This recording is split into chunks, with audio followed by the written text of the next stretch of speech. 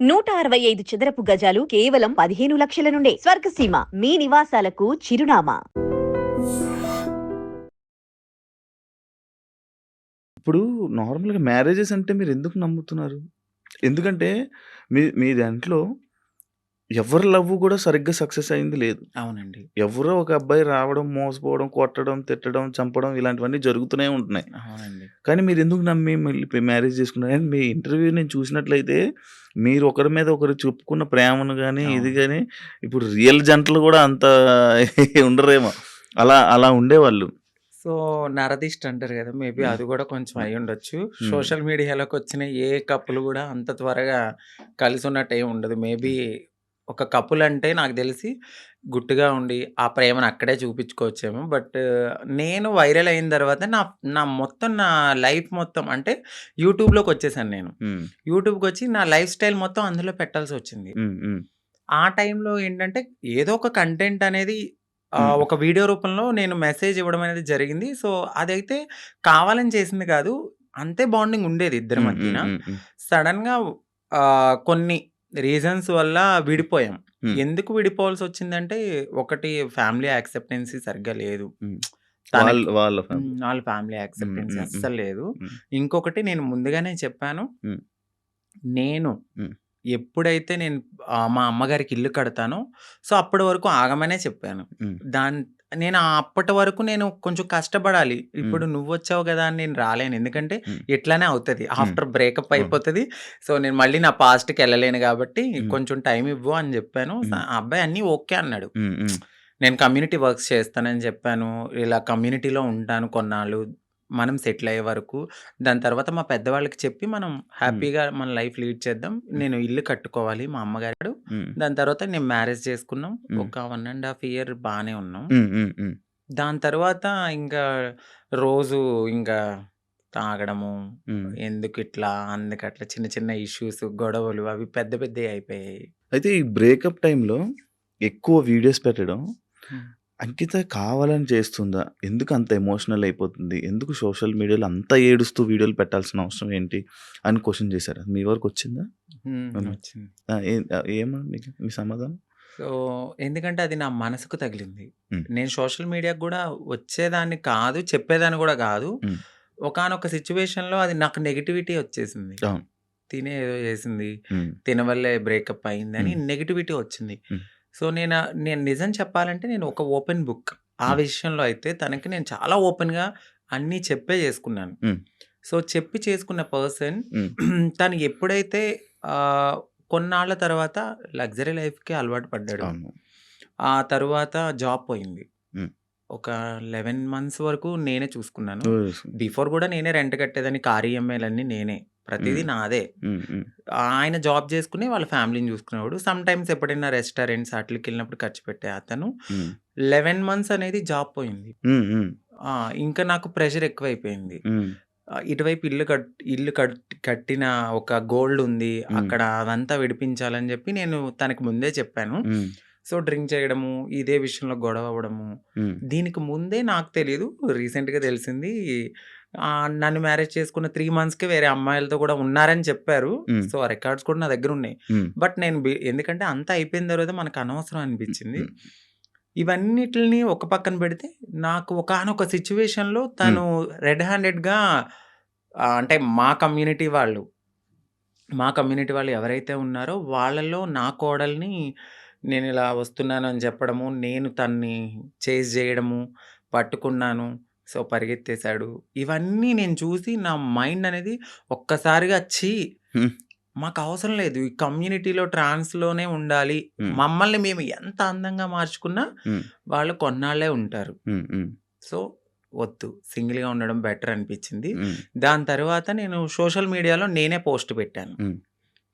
వద్దు. అంటే నన్ను కలవడానికి 2 టైమ్స్ అట్లా ప్రయత్నించాడు. ప్రయత్నించాడు. హ్మ్. బట్ నాకు మనసుకి తగిలిందది. హ్మ్. ఎందుకంటే ప్రతిసారి నేను యాక్సెప్ట్ చేయడము, హ్మ్. ఇది మా ఇద్దరి మధ్యన జరగడము, వాళ్ళ ఫ్యామిలీకి చెప్పడము, మా ఫ్యామిలీకి చెప్పడము, మీ చావు మీరు చావండి అనడము, హ్మ్. ఇవన్నీ నేనింక తీసుకోలేకపోయాను. హ్మ్. హ్మ్. నేను మారింది నా కోసం, హ్మ్. నా సెల్ఫ్ నేను ఆనందంగా ఉండడానికి. హ్మ్. ఎందుకు దీంట్లోకి దూకానా? హ్మ్. ఇంకొకటి కమ్యూనిటీలో అందరికీ ఒక రోల్ మోడల్ అనుకున్నారు. హ్మ్. హ్మ్. ఇప్పుడున్న జనరేషన్‌లో ఇంత బాగా ఉంటున్నారా అని. సో, ఇప్పుడు గనక నేను బ్రేక్ చేస్తే సొసైటీలో వీళ్ళంటూ సెట్ కారు, వీళ్ళకి పెళ్ళిళ్ళు సెట్ కావు అని అంటారని అంటారు. నాకు ముందే తెలుసు. అవును. దానికోసం కూడా నేను చాలా బాధపడుతూ అట్లానే ఉన్నాను. ఇవన్నీ చూసిన తర్వాత నాకు నేనే ఇన్‌స్టాగ్రామ్‌లో విడిపోతున్నామని చెప్పాను. చెప్పిన తర్వాత అపోజిట్ పర్సన్ కూడా ఎందుకు, ఏంటి అని క్వెషన్ చేయడానికి నన్ను ప్రయత్నించలేదు. నేను వీడియోస్ డిలీట్ చేసేసాను. తను కూడా అప్పటికే వేరే అమ్మాయితో లవ్‌లో ఉన్నాడు. ఓకే. అలా బ్రేకప్ అయింది. సేమ్. అంటే నేను ఎన్ని సార్లు వద్దన్నా కావాలనుకున్న మనిషి ఒక్కసారిగా నేను వద్దు అన్నప్పుడు ఎందుకు బ్రేకప్ చెప్తారు? ఒక 1.5 ఇయర్‌లో చాలా గొడవలవుతాయి. ఇది మాకు అప్పుడు మేము విడిపోవడానికి కూడా చాలా చిన్న రీజనే. అవును. దానికి ముందు చాలా పెద్ద రీజన్స్ ఉన్నా మేము కలిసే ఉన్నాం. ఓకే. అప్పుడు కలవాలి అని ఒక పర్సన్ మన ముందు బతిమలాడిన మనిషి ఒక్కసారిగా ఎందుకు వదిలేసుకున్నాడు? బ్రేకప్ అంటే వదిలేసారు. దానికి తనకి ఎక్కడో కనెక్ట్ అయ్యాడు. ఇక్కడ వదిలించుకోవాలనుకున్నారు. తను కూడా ఏం చేశారంటే అక్కడ అమ్మాయిని కనెక్ట్ అవ్వడానికి కమ్యూనిటీలో ఎవరితోనో రిలేషన్‌కి పరిగెత్తినట్టుగా నన్ను నమ్మించాడు. ఓకే. సో, అక్కడ నా మనసు బ్రేక్ అయిపోయింది. ఓకే. తర్వాత తెలిసింది. ఇలా జరిగాయి. కాదు అప్పుడు మరి ఫేస్ మీద దెబ్బలు కొట్టడం అవన్నీ ఏవో ఉండే కదా! దెబ్బలుండే ఫేస్ మీద ఏవో దెబ్బలతో ఒక వీడియోస్ ఉండే. అవేంటవి ఆయన కొట్టినవా? లేకపోతే ఏం జరిగిందది? ఇక్కడ దెబ్బలు తగిలింది అంతా ఫేస్. సంథింగ్ ఆయనైతే కొట్టలేదండి. ఓకే. సో, అది అబద్ధము. ఇక్కడ దెబ్బ తగిలింది అనడానికి నేనప్పుడు ప్రతిసారి మన ఐబ్రోస్ చేయించుకోవడానికి స్క్రబ్బింగ్‌కి వెళ్ళేదాన్ని. ఆ టైంలో నాకది రిఫ్లెక్ట్ అయిందంతే. అచ్చా! ఈ ఫేస్ ఇంత ఇలాగ అయిపోవడం అందులో ఏడ్చి ఫుడ్ లేదు. కానీ అది కొట్టేసారేమో, దానికి ఇబ్బంది పెట్టేసారేమో, ఇదైపోయిందేమో అని అనుకునే. ఆయన ఏం కొట్టలేదు. మీకు అదే ఫస్ట్ లవ్వా? అంటే అదే ఫస్ట్ లవ్ అనుకోవచ్చు. అదే ఫస్ట్ లవ్. అంటే బిఫోర్ ఒక లవ్ ఉండేది. అది అక్కడ దాకా రాలేదు.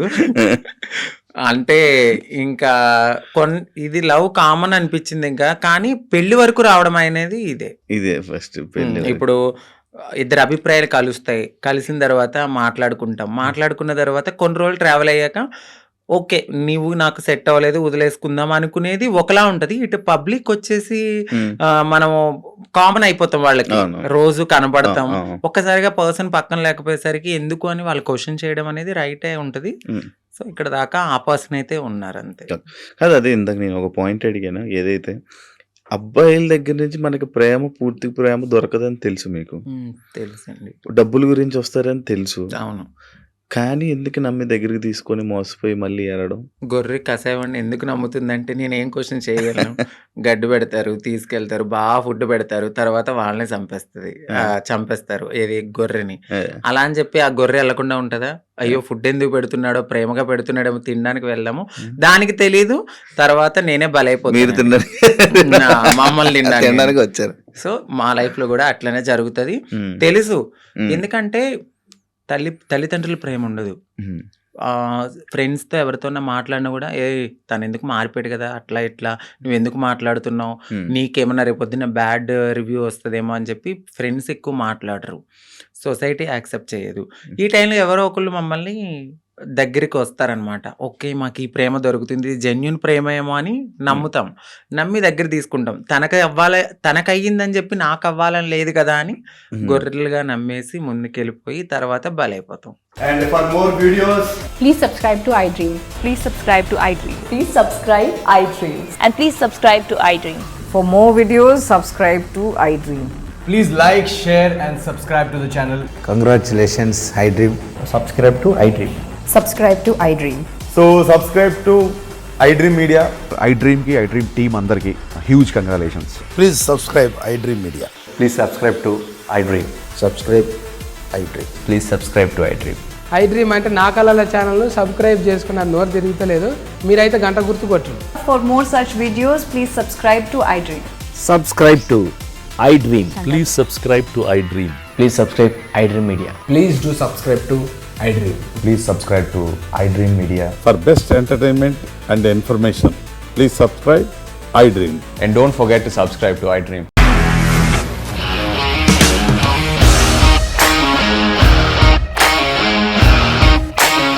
ఇండస్ట్రీలో కమిట్మెంట్ ఇష్యూస్ వస్తే నీకు కూడా వచ్చినట్టు. మార్నింగ్ తీసుకెళ్ళాలంటే కొద్ది పడేస్తారు.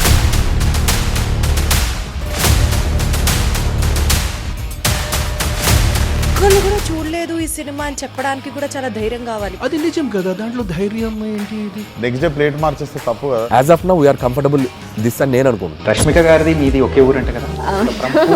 నీకు కోపం వచ్చిందంటే బాగా తిట్టేత్తరా? తిట్టేద్దామండి. నిజంగా గేమ్ ని ఎలా చేంజ్ చేయగలిగారు? ఏపీఎస్ఎఫ్సి వాళ్ళకి 6 నెలల్లో నేను 6 లక్షలు కట్టా. బిజినెస్ చేయాలనుకుంటే it is as difficult as riding a tiger.